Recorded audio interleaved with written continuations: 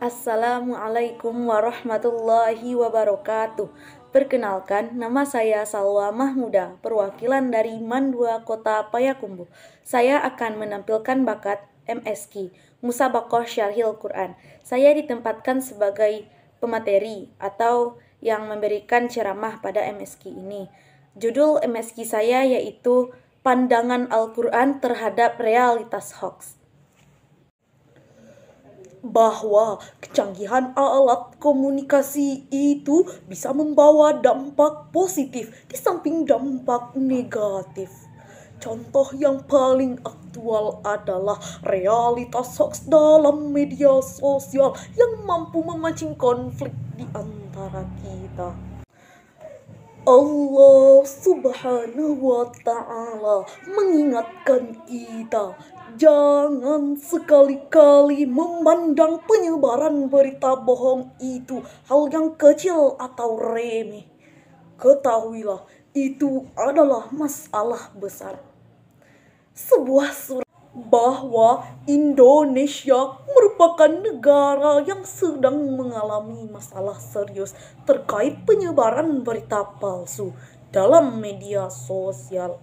Dan hampir 40% isi media sosial itu adalah berita palsu. Memang hadirin, dalam pasal 28 Undang-Undang Dasar 1945 disebutkan bahwa setiap orang berhak atas kebebasan berserikat, berkumpul, dan mengeluarkan pendapat. Tapi hak mengeluarkan pendapat ini bukanlah kebebasan mutlak, bukan bebas seperti kita berteriak di tengah hutan, melainkan kebebasan itu dibatasi dengan kebebasan dalam hal ini adalah kebebasan yang harus dipertanggungjawabkan. Hadirin, para produsen hoax itu amatlah keterlaluan. Pada saat menjelang pemilihan umum tahun lalu, ukhuwah antar umat Islam dengan umat agama intern tercabik-cabik akibat goresan hoax. Disintegrasi bangsa adalah ancaman besar. Itulah realitas yang kita alami saat ini. Oleh karena itu, kita harus bertindak, kita harus bergerak, tidak boleh berpangku tangan. Kita harus bahu-membahu melawan hoax. 100 juta. Akibat hoax itu, masyarakat terprovokasi menghujat pemerintah melalui unjuk rasa hoax.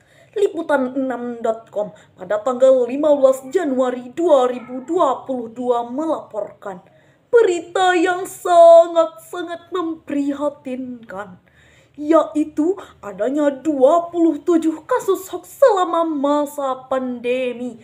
Di antaranya bahwa virus COVID-19 adalah virus buatan, bisa menular melalui udara, bisa mati di ruangan panas. Dan bahan vaksinasi COVID-19 terbuat dari bahan kopi, bahkan melumpuhkan pasca vaksinasi.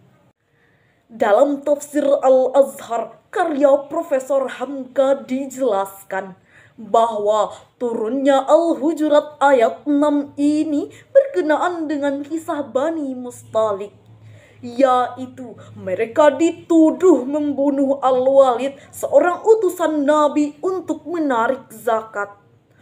Padahal hadirin, berdasarkan laporan yang sebenarnya, kedatangan Al-Walid justru disambut berduyun-duyun oleh kaum Mustalik. Maka kata fasik dalam ayat ini artinya pembohong atau banyak melakukan dosa. Rasulullah Sallallahu Alaihi Wasallam pernah berpesan kepada kita, "Iyyakum wal kadib, fa innal kadiba yahdi ilal fujur, wa innal fujura yahdi ilan nar." Jauhilah kebohongan, sebab kebohongan akan menggiring kepada keburukan, dan keburukan akan menggiring kepada neraka. hadis riwayat Bukhari. Dan yang kedua, pemerintah harus bertindak tegas atas penyebar dan produsen hoax. Demikian syarahan yang dapat kami sampaikan. Wal-afu minkum. Assalamualaikum warahmatullahi wabarakatuh.